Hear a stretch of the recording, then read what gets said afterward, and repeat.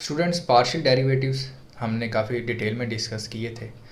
तो partial derivatives के बाद आज हम डिस्कस करेंगे डायरेक्शनल डेरिवेटिव। डायरेक्शनल डेरिवेटिव की डिटेल में जाने से पहले हमें ये समझना होगा कि इसके अंदर डायरेक्शन की ज़रूरत क्यों पड़ी,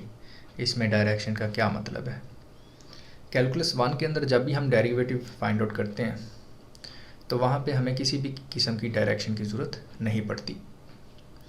क्योंकि वहाँ पे हमारे पास जो इंडिपेंडेंट वेरिएबल होता है उसके पास डायरेक्शन होती ही एक है। मिसाल के तौर पे अगर हमारे पास फंक्शन है y = f(x) और हमने इसका डेरिवेटिव लेना है विद रिस्पेक्ट टू x, तो आप ये नोट करें कि इसमें जो x होता है वो वेरिएबल जो होता है यहाँ पे, ठीक है। लेट्स सपोज x अप्रोच कर रहा है किसी पॉइंट c को, हमने c के ऊपर इसका डेरिवेटिव फाइंड करना है।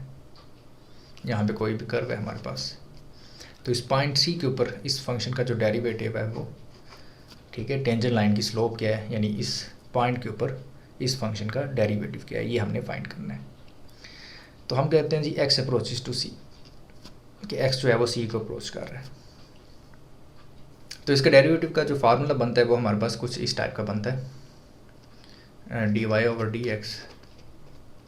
at x = c =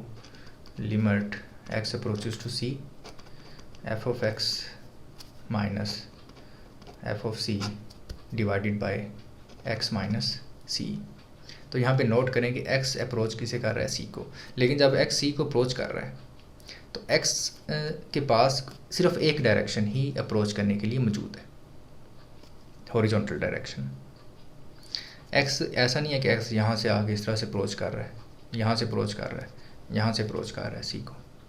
तो इसीलिए कैलकुलस 1 में जब हम डेरिवेटिव फाइंड करते हैं तो हमें वहाँ पे किसी भी डायरेक्शन की ज़रूरत नहीं पड़ती। हमें ये जानने की ज़रूरत नहीं पड़ती कि जी हमारा जो डोमेन है, ठीक है, उसमें जो जिस पॉइंट पे हमने डेरिवेटिव फाइंड करना है उस पॉइंट को अप्रोच कितने ज़रिए से किया जा सकता है। इसी को आप इस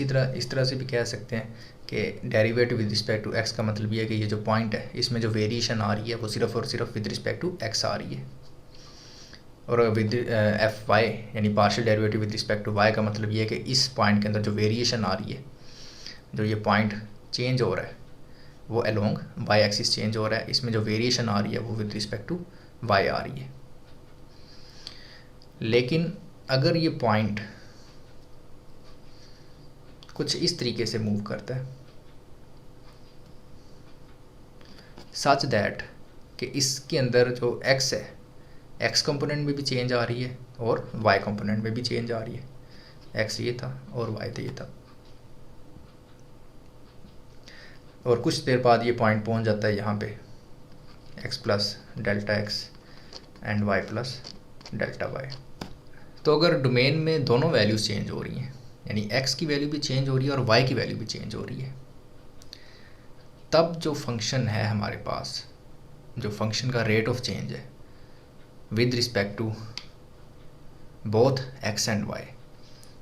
उसको हम कहते हैं डायरेक्शनल डेरिवेटिव ऑफ फंक्शन। और उसमें डायरेक्शन की ज़रूरत पड़ती इसी वजह से, क्योंकि हमें नहीं पता कि अगर यहाँ पे ये जो पॉइंट है ये x और y दोनों के रिस्पेक्ट से चेंज हो रहा है तो किस डायरेक्शन में चेंज हो रहा है।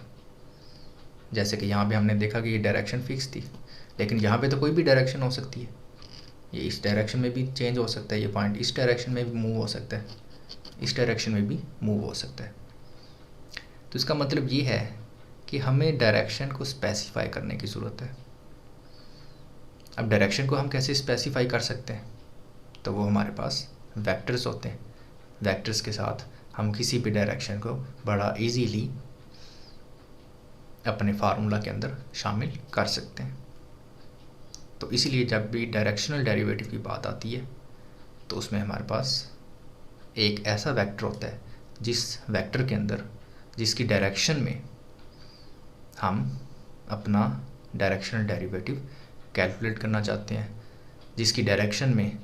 दूसरे लफ्ज़ों में जिसकी डायरेक्शन में हम फंक्शन का जो रेट ऑफ चेंज है वो फाइंड आउट करना चाहते हैं। तो आई होप कि डायरेक्शन का मीनिंग, डायरेक्शनल डेरिवेटिव के अंदर जो डायरेक्शन का मीनिंग है वो आपको क्लियर हो गया होगा। तो इससे जो नेक्स्ट वीडियो होगी